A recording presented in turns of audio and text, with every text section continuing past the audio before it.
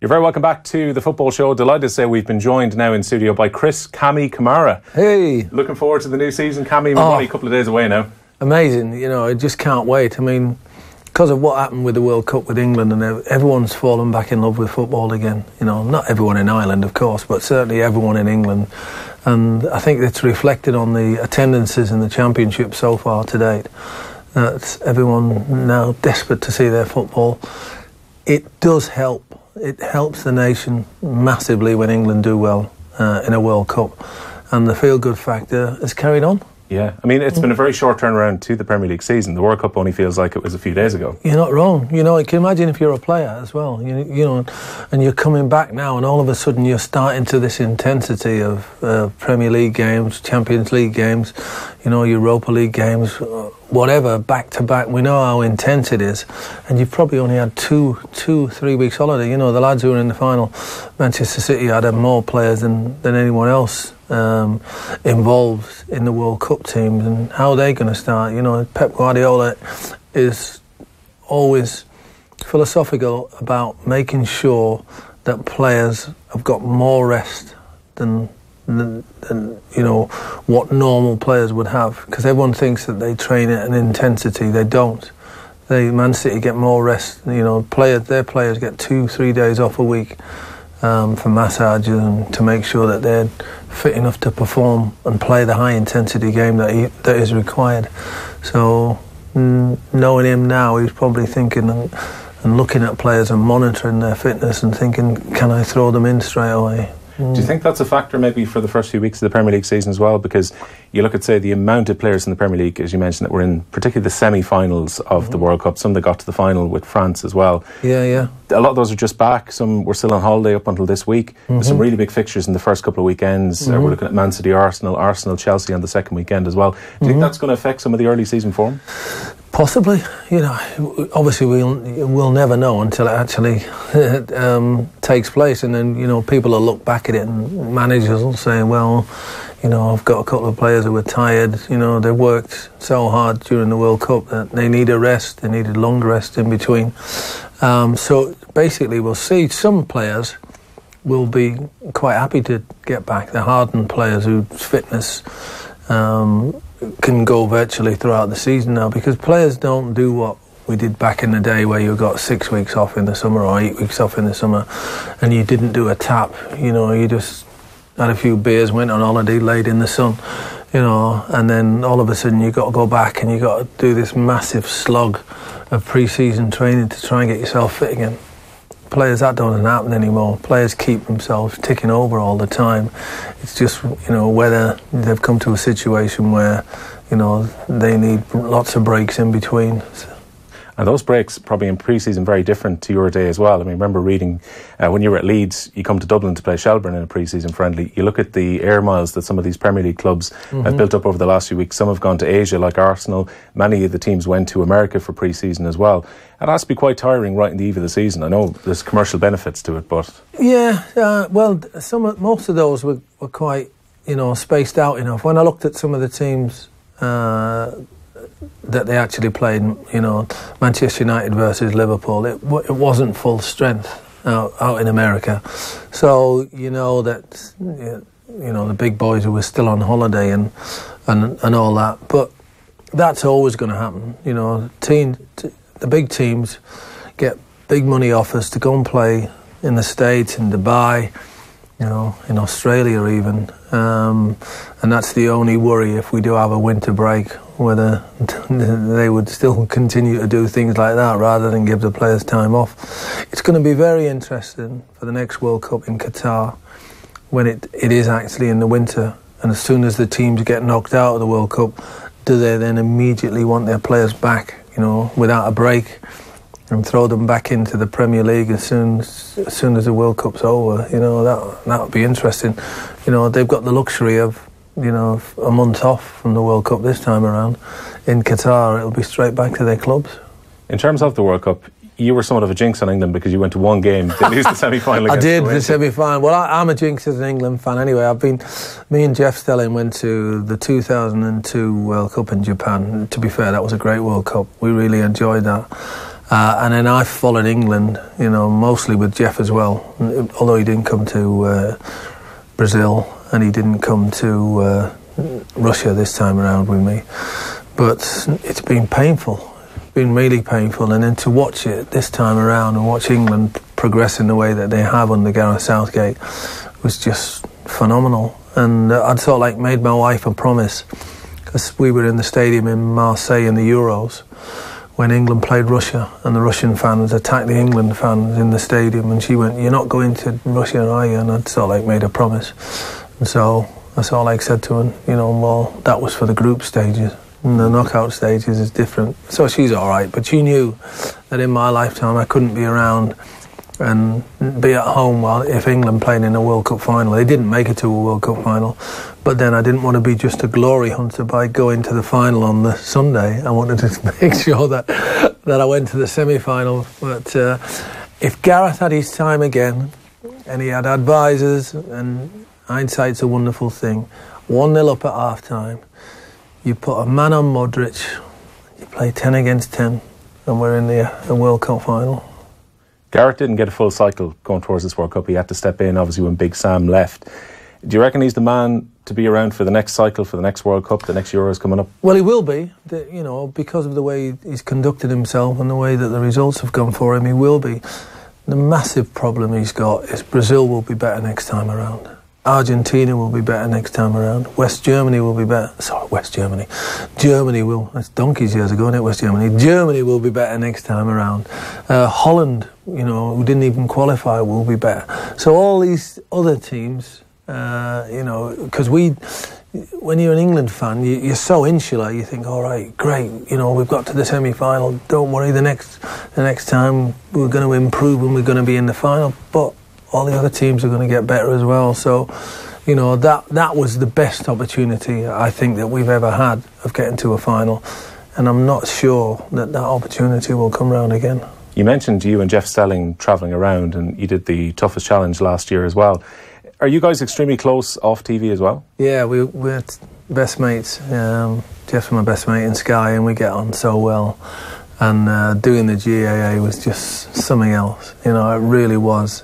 And doing it at the grassroots level, learning about the sport from the start, learning the rules and the laws of the game all the way up to the final at Croke Park was just... Well, Jeff described it as the best week of his life, and I would have described it that if I could have remembered it. But those Guinnesses don't make you feel good the following day. I'm not sure after the chase last year you had to make from goals on Sunday to actually get to Croke Park that you'd be able to go to the final again. But going back to another All-Ireland final, is that something you'd be tempted to do? Oh, yeah. It was brilliant. The atmosphere was amazing. And it was incredible, really, because of the fact that I got to the 3 o'clock kick-off, having not come off air until 1 o'clock down at Sky, people were saying, well, goals on Sunday must be pre-recorded and you don't do it live. No, we did do it live. And I had a motorbike waiting to take me to a private airport, and then got on a plane all the way to Dublin, and then a bike waiting for me at Dublin airport, and still to get there in time for the kick-off was just... It all added to the day, and then that roar when the teams came out was wow. And then when the game kicked off, it got even louder, that crescendo. I always live in the memory, that one. And it was brilliant. Mayo are out already, though, aren't they, this time around? So I'm not going to be there this year. But I'll be certainly tuning in for that one. 23 years now you've been working for Sky Sports. When you're on the eve of a season, we're a couple of days away from the first of Sky Sports 159 live games this week. You'll be back on duty on Soccer Saturday. You're going to QPR this Saturday as well. I am indeed. Do you get as excited going into each season as you would have back in the mid-90s then? Yeah. Oh, absolutely, yeah. I've got the privilege, one of the best jobs in the world. I get paid to go and watch football. People would do it for nothing, and probably, if I wasn't getting paid by Sky, I would still be going to watch a football match at a game, or I might be managing in the lower divisions or in the non-leagues or whatever I might be doing. 23 years, is that how long I've been working for Sky? It's incredible. The first time I worked for Sky was in 1996. I was manager of Bradford, at that particular time, and we just won. I just won Manager of the Month, and Sky took over it was the first ever Football League game, and it was Sheffield United versus Sunderland. And as I got Manager of the Month, they rang me up and said, would you come and do the game? And I said, yeah, I live in Wakefield. Sheffield's only down the road from me. They said, no, you got to come to Sky in Isleworth, London, near Brentford. So I went all the way down there, did Sheffield United versus Sunderland, and then Jerry Francis was meant to do the second game, and he got stuck on the M4. So I'd ended up doing 6 hours of TV, and they seemed to like it, you know. And then from then on, whenever there was a game, if I was available, they'd call on me to go in and do it. And then when I got the sack from Bradford, they sort of like offered me a job full time, and I said no, I still want to go back into management. And I went back in too soon, knee-jerk reaction, took the Stoke City job. I say knee-jerk, it was a job that I cherished and loved, you know, being a former player there. Yeah. I thought, you know, this will do for me. And they say never go back to your former clubs, and it didn't work out for me. But, you know, people say to me now, are you glad that it didn't work out with you? Of course I'm not glad. You know, I wouldn't change the course of history in any way, shape or form. But I didn't plan for this. I didn't plan for it to go wrong. The fact that it did go wrong, and I ended up at Sky for 20 odd years now is, you know, I suppose fate. Did you have any reservation as a current manager going on to TV? I know Slaven Bilic has done it in recent times. Harry Redknapp did it while he was still managing. But is it difficult to go out there and maybe analyse some of the teams that you could potentially be playing against? No, not at all, because it's different. It is different. And, you know, when a TV company asks you to go on and review a match that you're watching, you're going on to give your opinion of what you see there and then. It isn't an opinion of how you would do it, how you would change things. Talk about what you see, and that's the most important thing. You know, you can draw references on some of the things you do, but it's not the same. You know, you as a manager, you might make a substitution, and all the pundits and the commentators say, oh, I wouldn't have done that, I would have brought so-and-so on. Hindsight's a wonderful thing. When it works, obviously sometimes the manager gets credit. When it doesn't work, you know, you can say he doesn't do it. But opinion is what football's all about. And everybody is entitled to their opinion, no matter who that person is. If that's your opinion, then why should I be the person to tell you what you say is wrong? Because what you believe in. So, fine, go for it. Was that part of maybe when you started interviewing managers after games? Because I think probably everyone kind of, when they think of you, they might think of Unbelievable Jeff, they might think of the skit where you took off the clothes during the middle of the reports. But you did, you know, some serious manager interviews after games as well. And I always found when you did them, you tended to have a certain sympathy towards the manager you were interviewing. Were you coming at it maybe from a perspective that you knew what it was like? Yes, yeah. To be fair, I knew when things weren't going right as a manager, and that interviewer, the first thing he would do was get you angry, and, you know, because that was the reaction that he wanted. And, you know, you'd see yourself sometimes on camera after doing interviews, and you think, oh, crikey, you know, why didn't I just have 15, 20 minutes away? You know, why did I let my anger come out on the television afterwards? And so as soon as I went into the TV side of it and they asked me to start doing the interviews, I thought, right, I'll try and come at it from that point of view, sympathetic point of view, to try and get more out of the managers. And it did it that way. And Sky loved that side of it and elevated me to do at Cardiff, the Millennium Stadium, Liverpool versus Manchester United. And Liverpool won, and I was meant to interview Gerard Houllier, the winning manager. But Jeff Shreves didn't do as he was told. He ran on the pitch while I was interviewing Michael Owen and interviewed Gerard Houllier. So I was left with Sir Alex. And Sir Alex is in the in the dressing rooms in the stadium for a good 40 minutes after the game, been berating his players and everything else like that. And so he came out, and I think, you know, and so the first thing I said was you know, you've been a long time there, Sir Alex, you know, it was a bit of a steward's inquiry on the game. Yeah. And I got his back up straight away. He'd been involved in in a horse thing, and it was just one of my terms, with Rock of Gibraltar and all that sort of stuff. And there was no implication from my point of view, but obviously that's how it happened. And he got his back up with me straight away. And then the next question didn't go well, and he wasn't answering the questions well. And then I thought, oh, crikey. Anyway, I thought, oh, well, it's not that bad. And then on the Tuesday night, Manchester United had a home game, and Bryn Law, who I worked with, had to do the interviews after the game at Old Trafford. And he called me straight after the game. And he went, oh, what you done to upset Sir Alex? I said, why? He said, I asked him for an interview, and he said, yeah, as long as you don't ask me stupid questions like Chris Kamara. So anyway, I rang Sir Alex. His secretary, because when I was a manager, Howard Wilkinson said to me, ring Sir Alex, he'll help you. And so I rang him. So like about 2 weeks into my job at Bradford, and he said, yeah, you know, the thing is, you've got to be your own person and do this and do that. And it was brilliant, great help. And so I rang him a couple of times more, and I also rang him to get players. And so I rang his secretary straight away. Lynn Laffin, her name is. L-A-F-F-I-N, Lynn Laffin. And I rang Lynn and I said, can I speak to Sir Alex? And she says, yeah, I'll put you through. Anyway, he didn't take my call. She said, oh, I've told him. Anyway, she rang me back about 2 hours later and said, I've got Sir Alex for you.